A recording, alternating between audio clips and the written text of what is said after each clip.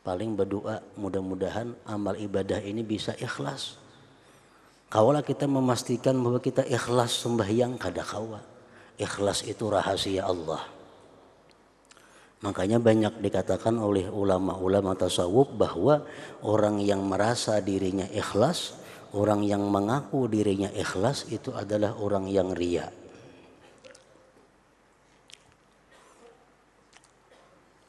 Orang yang mengata atau mengaku aku ikhlas berarti kada bujur tuh.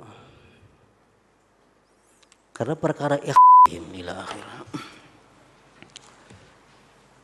Makna dari kalam Al-Imam Al-Ghazali rahimahullah wa nafa'ana bi ulumih. Bab kedua tentang ikhlas. Keutamaannya, hakikatnya dan derajat-derajatnya ikhlas itu. Keutamaan ikhlas, Allah Ta'ala berfirman, wa ma umiru illa liya'budullah mukhlishina lahuddin. Suratul Bayyinah. Artinya, padahal mereka tidak disuruh melainkan supaya menyembah Allah dengan mengikhlaskan ketaatan kepadanya Allah dalam menjalankan agama.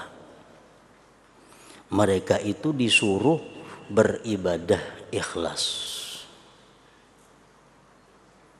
Mereka diperintahkan untuk beribadah itu mengikhlaskan bagi Allah. Dan firman Allah Ta'ala, dan Allah Ta'ala berfirman, ala lillahid dinul khalis. Surah Az-Zumar. Ayatnya asalnya fa'budillah mukhlisan lahuddin ala lillah ad-dinul khalis. Fa'budillah, sembahlah Allah, beribadahlah kepada Allah, mukhlisan lahuddin, mengikhlaskan bagi Allah akan agama. Ingatlah hanya kepunyaan Allah lah agama yang bersih dari syirik. Jadi beragama mesti dengan ikhlas, beribadah mesti dengan ikhlas juga. Dan Allah Ta'ala berfirman, illalladzina tabu wa aslahu wa'tasamu billah wa akhlasu dinahum lillah. Suratun Nisa. Ayat sebelumnya menerangkan tentang orang munafik. Ayat sebelumnya, innal munafiqina bidarkil asfali minan nar walan tajida lahum nasira illalladzina tabu wa aslahu wa atasamu billah wa akhlasu dinahum lillah. Sesungguhnya orang-orang yang munafik, mereka berada pada lapisan yang paling bawah daripada neraka. Dan tidak kamu temui bagi orang munafik itu orang yang bisa menolong mereka. Jadi Allah menjelaskan dalam ayat sebelum ini tentang orang-orang munafik. Orang munafik itu di lapisan yang paling bawah daripada neraka. Lalu ayat berikutnya, kecuali orang-orang yang bertobat. Kecuali si munafik tadi tobat. Kecuali orang-orang yang bertobat dan mengadakan perbaikan.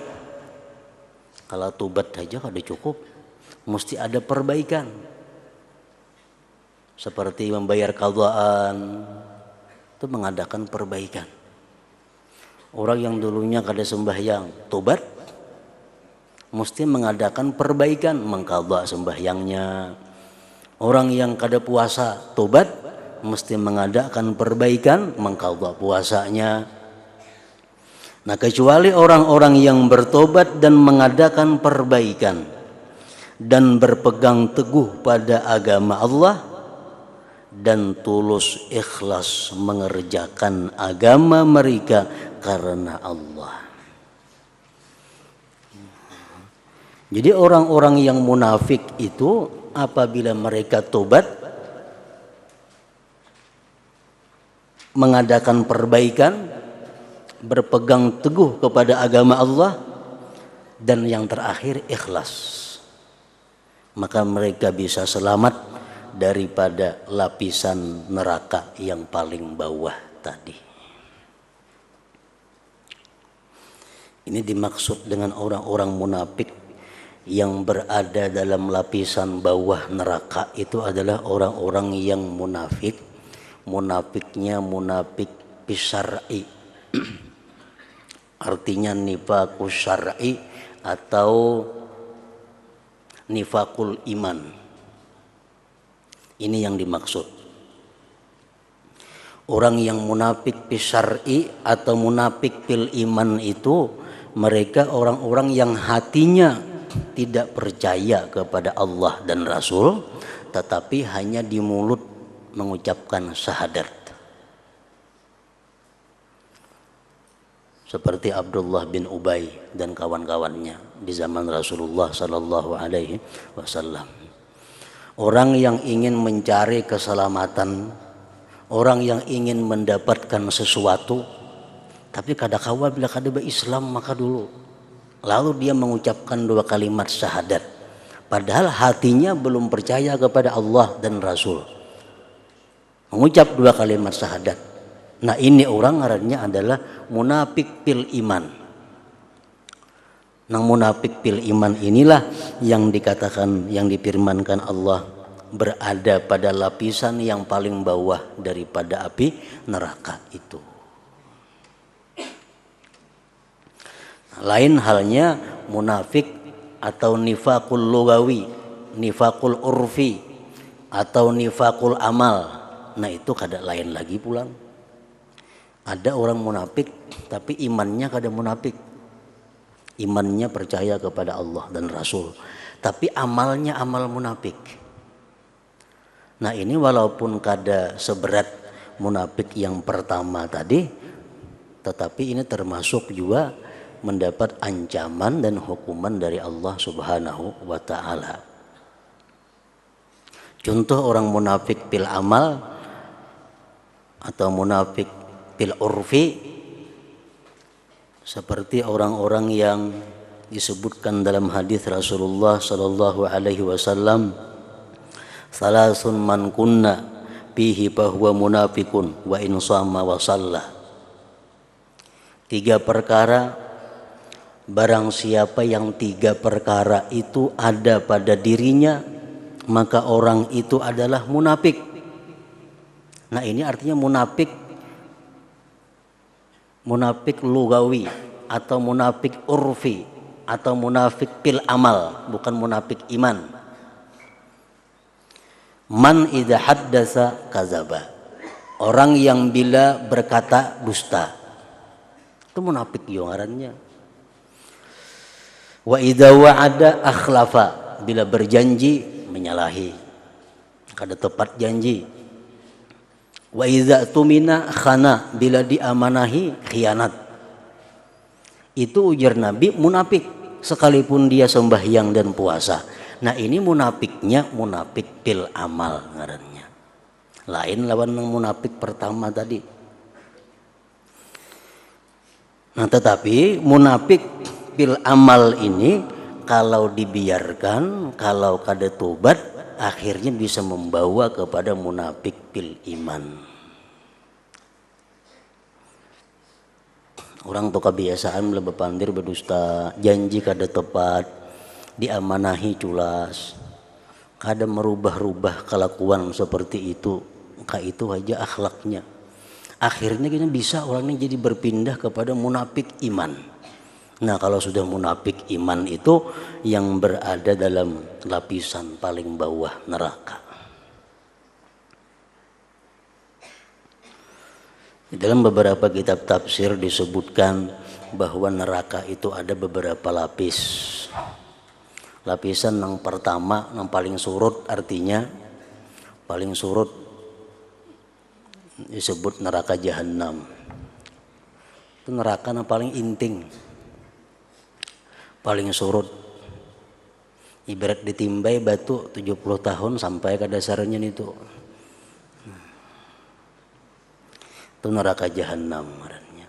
Neraka jahanam ini disediakan liusatil mukminin, untuk orang-orang mukmin yang maksiat kepada Allah.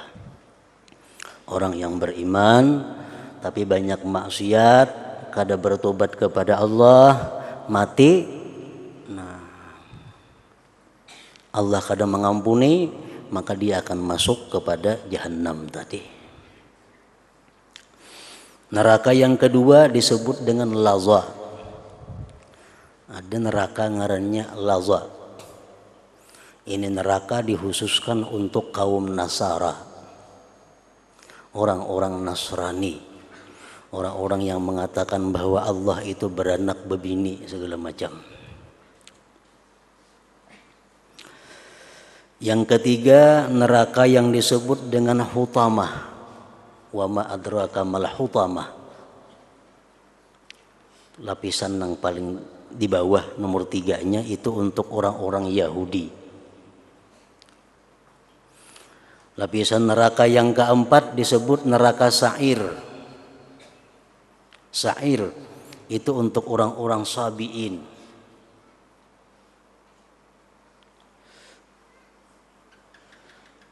Jenis daripada agama lain selain Islam juga. Yang kelima, rendah lagi, jauh lagi, dalam lagi, neraka sakar. Itu untuk orang-orang Majusi. Yang keenam, jauh lagi pulang, ngarannya neraka jahim.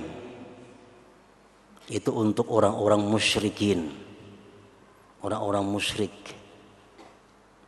Yang ketujuh, neraka hawiyah.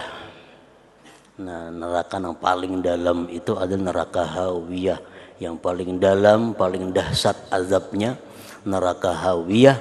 Ini untuk orang-orang munafikin tadi, orang munafik iman, orang-orang yang hatinya ingkar kepada Allah tapi di mulutnya mengucap 2 kalimat syahadat.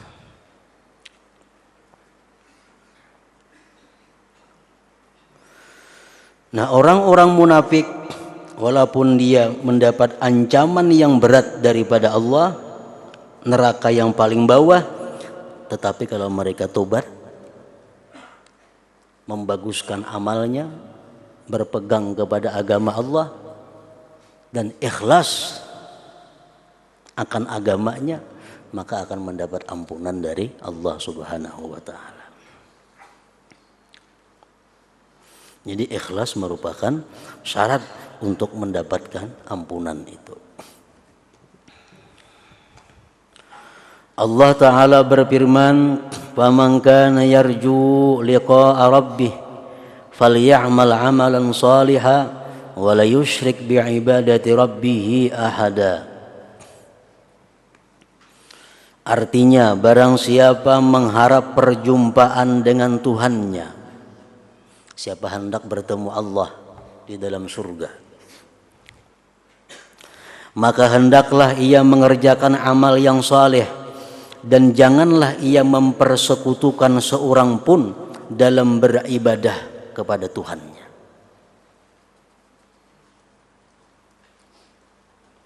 Pun hendak melihat Allah di dalam surga, hendak berjumpa dengan Tuhan di dalam surga, maka amal saleh yang dilakukan itu mesti ikhlas karena Allah.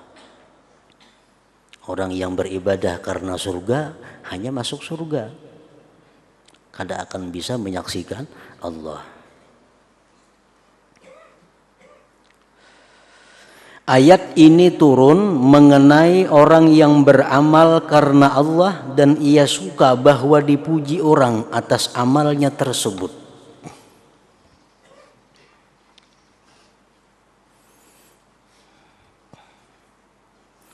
Seorang laki-laki datang kepada Rasulullah sallallahu alaihi wasallam. Laki-laki itu berkata, "Ya Rasulullah, atasaddaqu bis sadaqah wa altamisu biha ma indallah wa uhibbu ayyuqala li khair." Wahai Rasulullah, ulun hendak bersedekah dan mengharapkan apa yang ada di sisi Allah. Dan ulun kapingin juga dipuji orang. Bersedekah hendak dapat nang di sisi Allah surga umpamanya, tapi hendak juga dipuji orang. Rasulullah diam, kada menjawab karena belum turun wahyu. Turun wahyu Allah yang berbunyi, "Faman kana yarju liqa'a rabbih falyamal amalan shalihan wala yusyrik bi'ibadati rabbih ahada." Barang siapa mengharap perjumpaan dengan Tuhannya, maka hendaklah ia mengerjakan amal yang saleh dan janganlah ia mempersekutukan seorang pun dalam beribadah kepada Tuhannya. Jadi artinya kalau orang itu bersedekah, tadi contohnya, dia mengharapkan yang di sisi Allah sekaligus mengharapkan pujian manusia, maka dia akan ditolak oleh Allah Subhanahu wa taala karena menyekutukan Allah Subhanahu wa taala.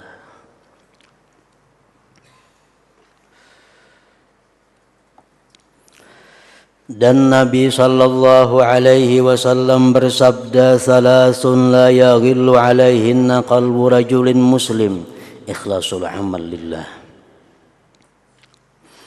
Artinya 3 perkara yang hati orang muslim tidak dengki kepadanya adalah mengikhlaskan amal karena Allah. Kadang-kadang dengkinya orang itu.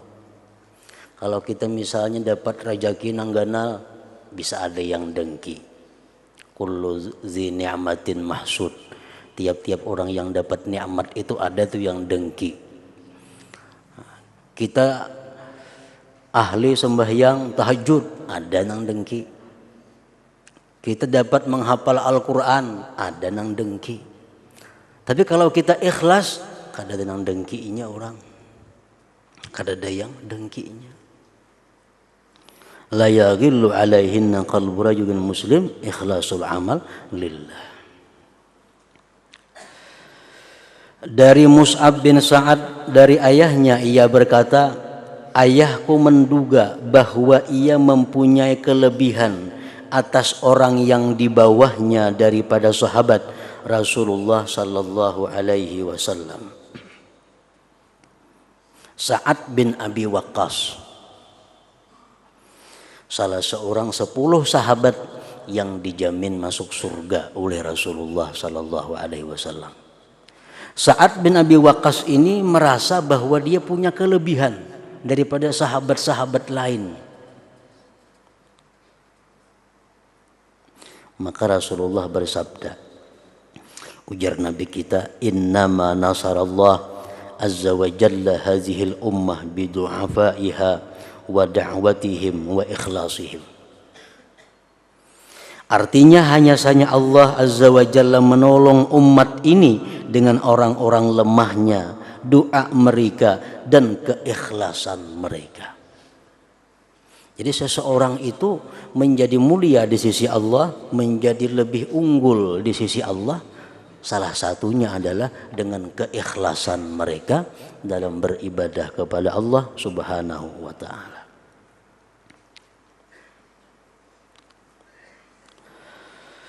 Dari Al-Hasan radhiyallahu anhu berkata, Rasulullah sallallahu alaihi wasallam bersabda, yaqulullahu ta'ala al-ikhlasu sirrun min sirri istauda'tuhu qalba man ahbabtu min ibadi. Artinya Allah Ta'ala berfirman, ikhlas adalah suatu rahasia dari rahasiaku, ujar Tuhan, yang aku titipkan kepada hati orang yang aku cintai dari hamba-hambaku. Jadi ikhlas itu rahasia Allah yang ada di dalam hati seseorang. Dalam riwayat yang lain, yang tidak bisa diketahui walaupun oleh malaikat yang dekat dengan Allah ataupun nabi yang diutus Allah. Karena keikhlasan itu merupakan rahasia daripada Allah kepada hamba-hambanya. Orang yang beribadah dengan ikhlas pun kada tahu kayak apa ibadahnya itu ikhlas atau kada. Karena ikhlas itu rahasia Allah. Kita beramal, tahulah kita pada ikhlas. Kada tahu, paling kita berharap mudahan ikhlas. Paling berdoa mudah-mudahan amal ibadah ini bisa ikhlas. Kaulah kita memastikan bahwa kita ikhlas sembahyang kada kawa. Ikhlas itu rahasia Allah. Makanya banyak dikatakan oleh ulama-ulama tasawuf bahwa orang yang merasa dirinya ikhlas, orang yang mengaku dirinya ikhlas itu adalah orang yang riya.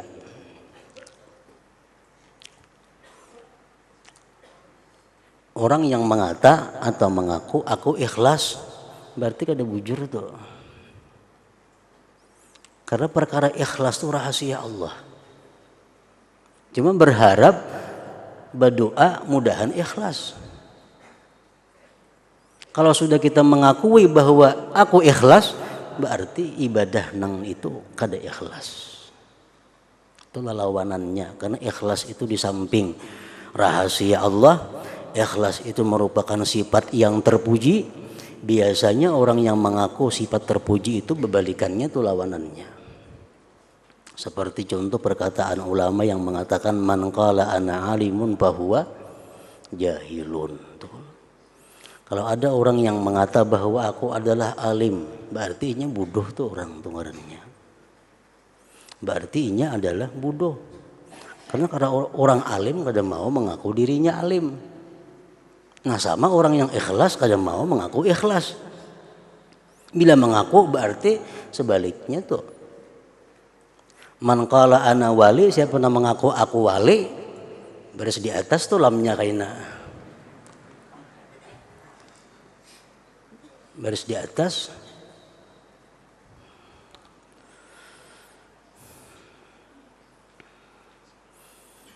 Jadi sifat-sifat yang mulia seperti ikhlas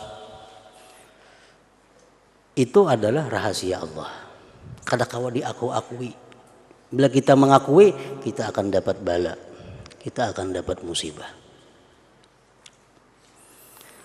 Ibn Abdullah Al-Haddad mengatakan, kullu mudda'in makhzul, kullu mudda'in makhzul, wala budda an yuqayyidallahu lahu man yu'jizuhu fayankhadhilu 'inda dhalik walau kana katsiral ilm.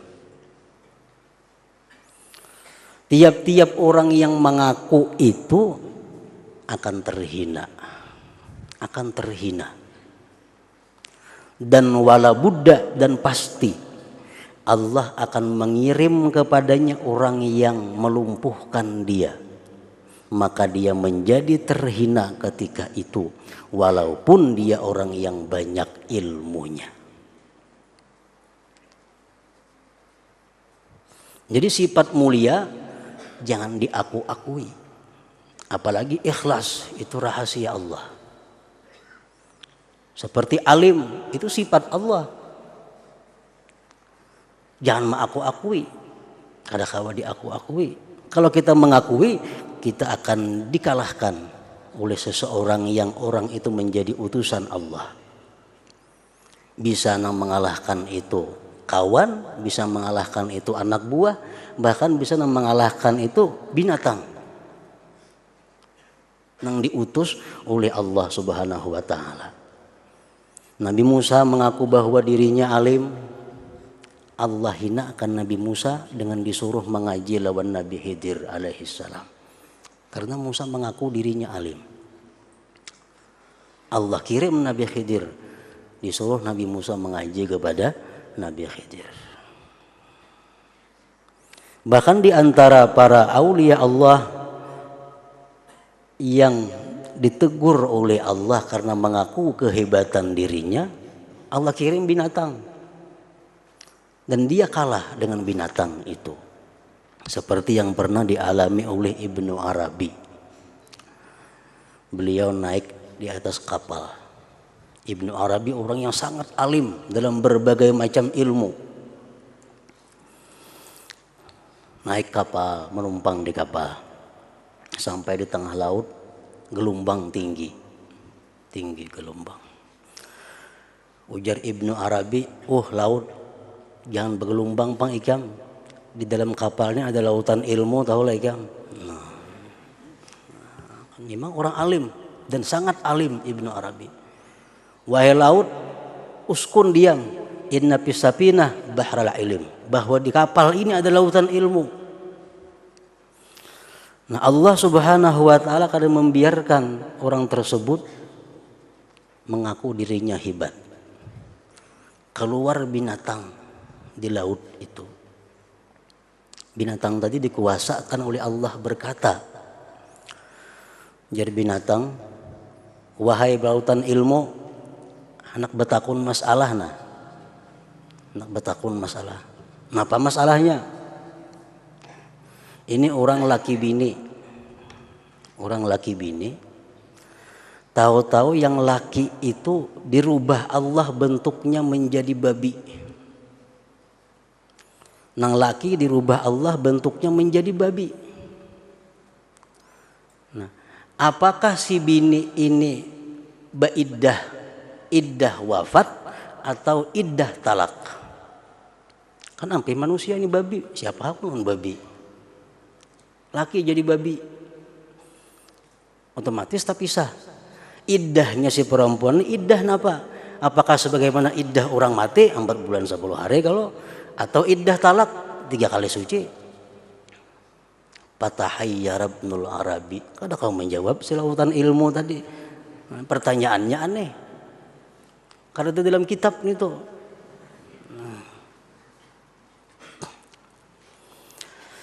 Nah, Ibnu Arabi mengakui bahwa dirinya salah karena mengakui kehebatan tadi, tobat kepada Allah. Tobat dan langsung bertanya, wahai ikan, aku kada dapat.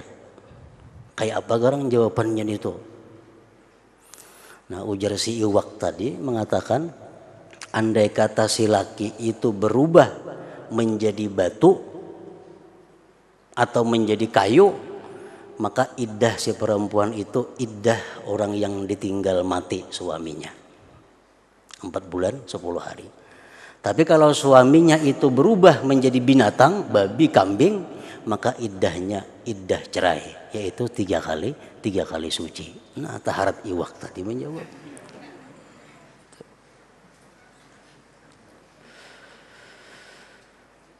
Kullu mudda'in makhzul. Siapa saja yang mengakui pasti akan kalah. Bila kada tobat minta ampun. Wala budda ay yuqayyidallahu lahu man yu'jizu. Pasti Allah kirim orang yang melemahkan dia. Bayan khazilu inda zalik, dia akan terhina ketika itu. Walau kana katsiral ilm, walaupun dia banyak ilmunya. Jadi jangan hendak mengakui sifat-sifat mulia, terutama ikhlas ini. Kita merasa, wah aku ini ikhlas, berarti kada bujur, berarti kada ikhlas. Setelah kita beribadah kepada Allah, kita minta ikhlas lawan Allah. Jangan merasa ikhlas, minta ikhlas. Ali bin Abi Thalib karramallahu wajhah berkata, janganlah kamu perhatikan karena sedikit amal, dan perhatikanlah untuk diterima. Sesungguhnya Nabi SAW bersabda kepada Mu'adz bin Jabal, akhlisil amal yujzika minhul qalil. Artinya ikhlaskan amal itu, niscaya amal yang sedikit mencukupimu.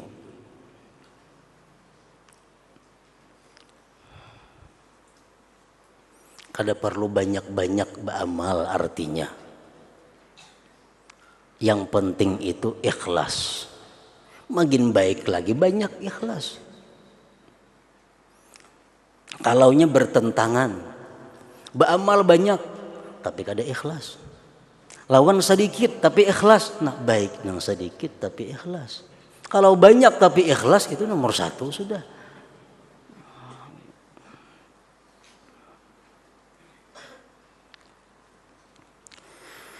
Rasulullah sallallahu alaihi wasallam bersabda, "Ma min 'abdin yukhlisu lillahil 'amal arba'ina yauman illa zaharat yanabiul hikmah min qalbihi ala lisanihi."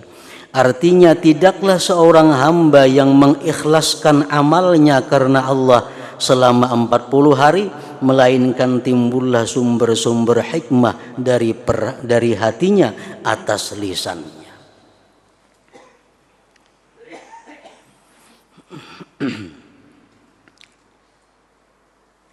Jadi kata-katanya, apa yang diucapkannya itu hikmah, ilmu kepada orang-orang. Apabila dia sudah mampu selama 40 hari ikhlas dalam menjalankan ibadah kepada Allah Subhanahu wa taala. Sebagian ulama mengatakan, "Idza abghadallahu 'abdan a'tahu thalathan wa mana'ahu thalatha." Apabila Allah membenci, memurkai seseorang hamba, Allah beri dia 3 perkara dan Allah tegah 3 perkara. Ini tanda alamat orang yang dimurkai Allah. Alamat orang yang dimarahi Allah itu Allah beri 3 perkara, tapi dia tegah 3 perkara. Yang pertama, a'tahu suhbatas salihin wa mana'ahul qabula minhum. Allah beri dia kawan orang-orang yang saleh, tetapi Allah tegah dia untuk mencontoh, meniru, menerima apa-apa dari orang saleh itu. 1. Kawan saling banyakkan tuan guru. Kawan saling banyakkan orang-orang ahli ibadat. Kawan saling banyakkan orang-orang saleh. Tapi kelakuan tetap kada berubah. Suka maksiat. Malas berbuat taat. Tanda bahwa dia adalah dimurkai Allah. Ziarah nomor 1 ke-7. Kalau terdengar ada kubur wali didatangi, asal ada kelambu kuning datangi. Ini termasuk suhbatus salihin. Tapi apa-apa yang disuruh dipraktikkan oleh orang-orang saleh, dia tertegah kada kau mencontoh, kada kau menerima. Yang kedua, wa'atahul a'mal as-salihah wa mana'ahul ikhlas biha.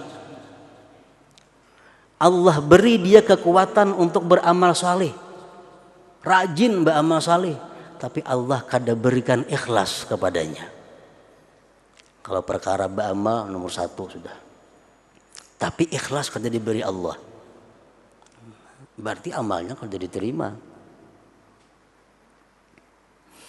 Yang ketiga, wa'atahul hikmah wa mana'ahu sidqa fiha. Allah beri dia ilmu, tetapi Allah tegah mengamalkan ilmu itu. Nah, ini alamat orang yang dibenci, dimurka oleh Allah Subhanahu wa ta'ala. Rasulullah sallallahu alaihi wasallam bersabda, "Awwalu man yus'alu yaumal qiyamah thalathatun. Rajulun atahu Allahul ilma fayaqulu Allah ta'ala ma sana'ta fi ma 'alimta. Fayaqul ya Rabb kuntu aqumu bihi ana al-lail wa atrafan nahar. Fayaqulu Allah ta'ala kadzabta. Wa taqulu al-malaikah kadzabta. Bal aradta an yuqala fulanun 'alim. Ala faqad qila dzalik.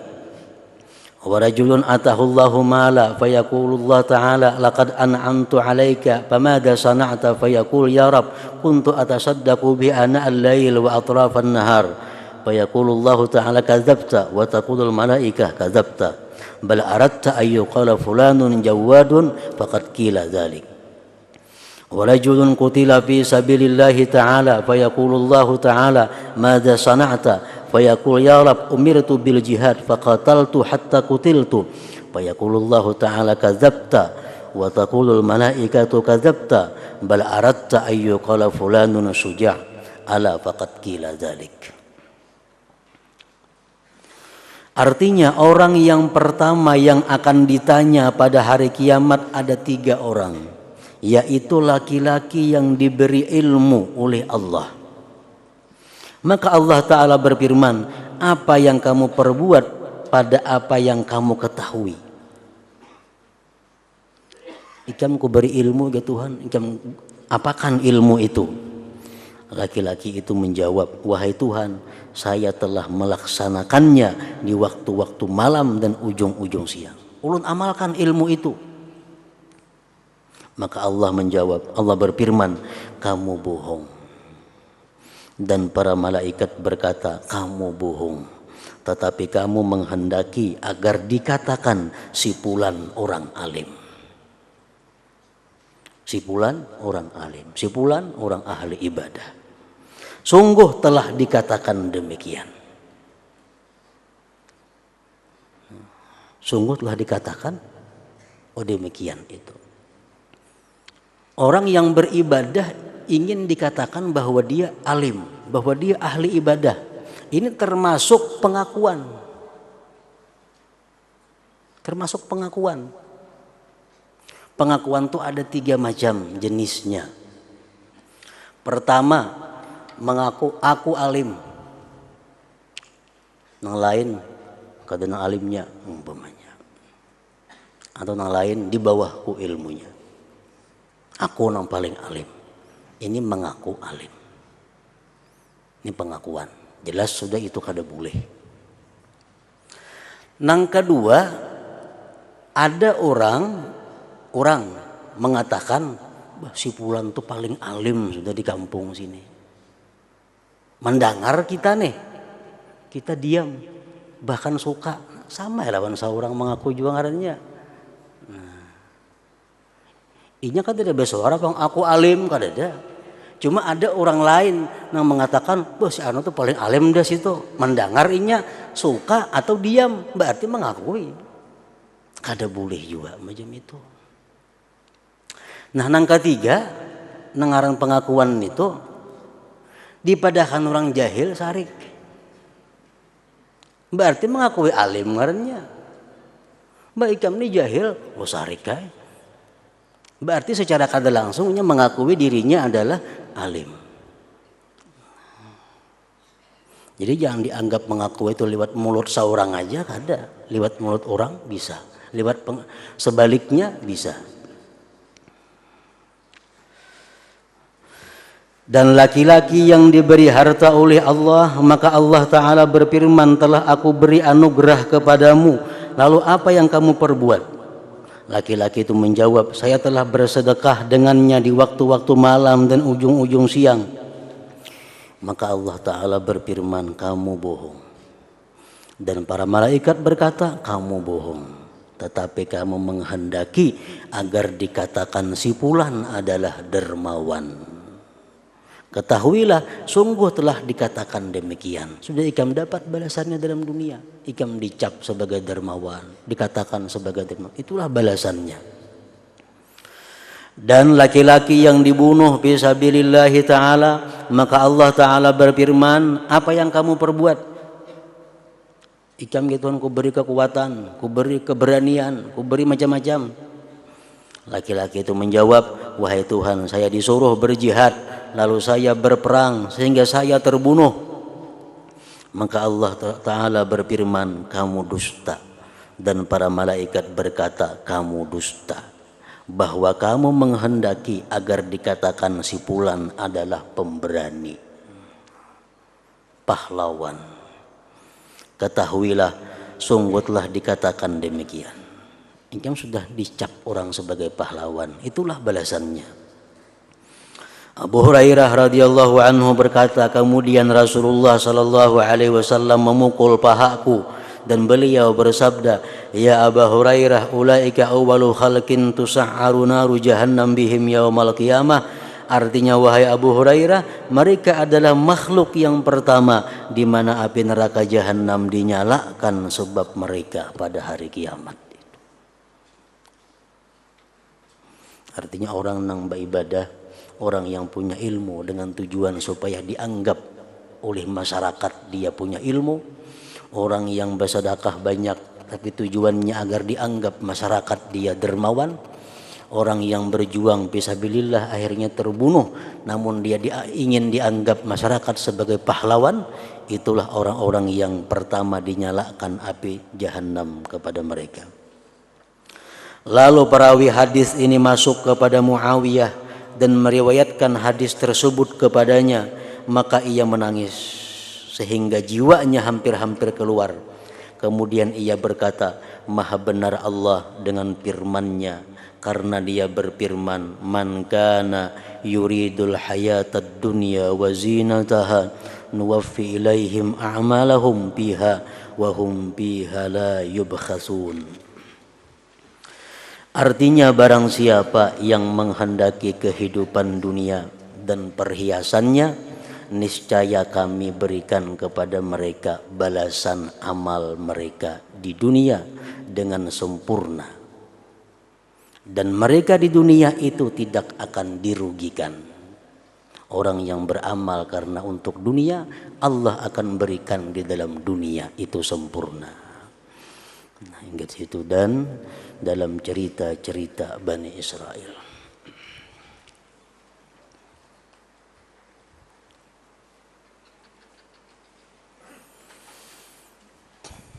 hari Kamis yang akan datang kita libur. Karena banyak di antara jamaah kita nang caleg ada nang macam-macam, jadi sebagian terganggu, kita liburkan Kamis yang akan datang. Afdalu dzikri fa'lam annahu la ilaha illallah Muhammadur Rasulullah. La ilaha illallah Muhammadur Rasulullah. La ilaha illallah Muhammadur Rasulullah. La ilaha illallah. La ilaha illallah. La ilaha illallah. La ilaha illallah. La ilaha illallah. La ilaha illallah. Allahu Allah, Allahu Allah, Allahu Allah, Allahu Allah, Allahu Allah, Allahu Allah, Allahu Allah, Allahu Allah, Allahu Allah, Allahu Allah, Allahu Allah, Allahu Allah, la ilaha illallah Muhammadur Rasulullah. La ilaha illallah Muhammadur Rasulullah. La ilaha illallah Muhammadur Rasulullah. La ilaha illallah. Al-Fatihah.